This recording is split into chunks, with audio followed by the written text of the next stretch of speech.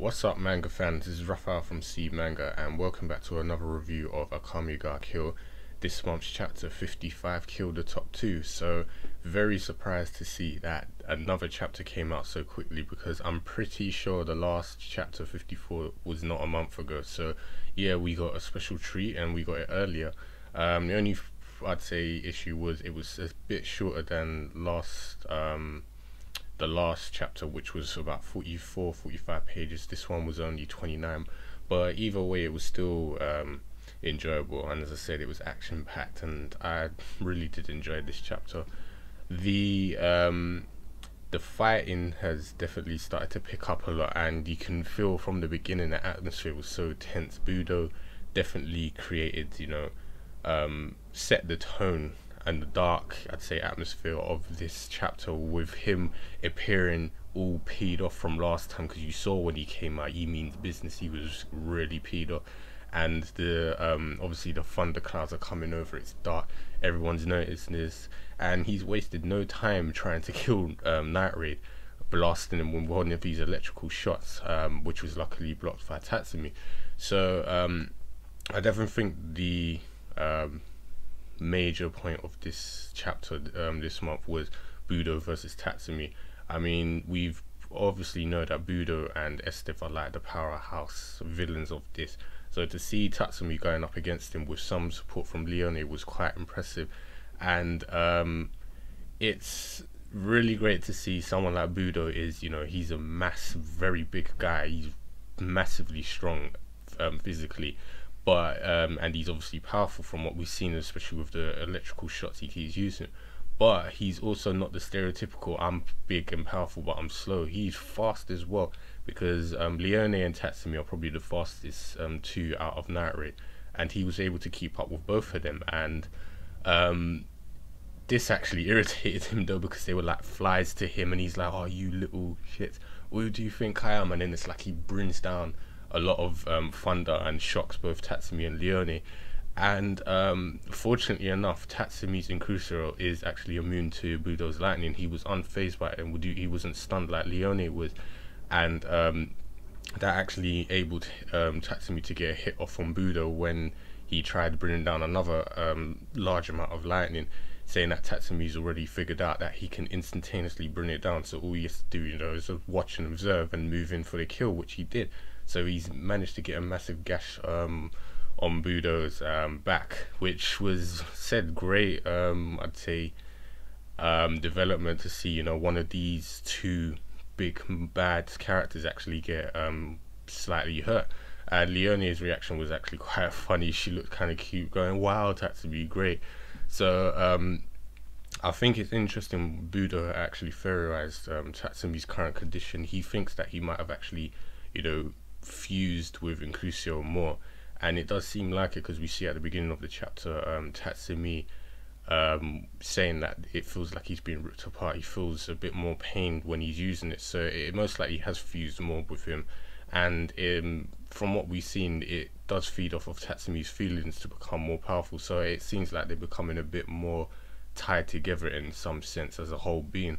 So the way things are going, it looks like Budou actually might lose. He did get back up after getting cut, and you could see he was really peed off, but it seems like the way this battle's going, it's leading to that way. I just hope it's a bit convincing though, and he doesn't get cut down quickly, because he is, Estes level, and they're powerful, and they seem like they most likely are, the final villains of this manga. So I hope he's gonna go down a lot, I'd say a lot tougher than most things we've seen in the past. So the other half of this chapter was the Esdeath versus Akame, with Mine providing support, and this battle was very good, but it was also very similar to the final battle in the final episode of Akame ga Kill, especially the moment where we saw Akame failing to cut through Esdeath's ice protection on their side. It was similar to the time when Akame used that kind of diversion in the anime, and then she tried to cut down their back, but Esdeath used ice to protect her. So that was kind of interesting to see. I wonder if it's actually gonna go down that route and kind of follow some key aspects in that fight, like with Esdeath losing her arm, things like that. So what I liked about this was Akame has already realised that Esdeath will read through her moves if she becomes predictable. So she starts using more unpredictable, erratic movements that even Esdeath couldn't really keep up with. And she said it's actually becoming hard to read through them. And if a cut gets on her, you know, Akame only has to cut her once. That's it. It's over for her. And then obviously we have Mine providing cover with her pumpkin, which is also very helpful because Esdeath just about dodged this blast, and she said I can't be watching that and watching Akame at the same time. So it's like she has to ignore Mine's shots for now and focus on Akame altogether. But as I said, you know, the psychotic, lustful Esdeath she's enjoying the challenge of this battle. She said, oh, a gun and a sword, this is going to be a great battle. So yeah, that battle was really good. I can't wait to see how that's going to pan out.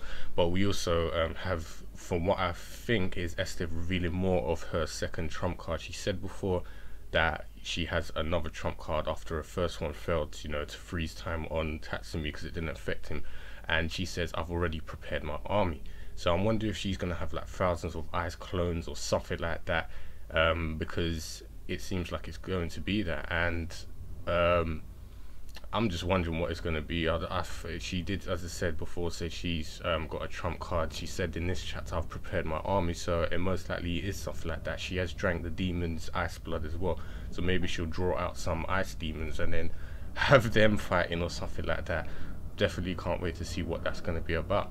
So all it really is now down to who is going to survive, because you know how this manga is. No one is safe. Someone will die. I think Budou will definitely die, but I'm wondering who on Night Raid is going to be killed, and will Negenda actually get there in time, you know, to save whoever else is left, because she's coming there with danger pieces, according to Akame. So it could even be Leone to die or something like that, but I can't really think at all who is going to die for Night Raid, but I definitely think Budou is going to go down. And yeah, that's about it for this chapter. It was really enjoyable despite it being short.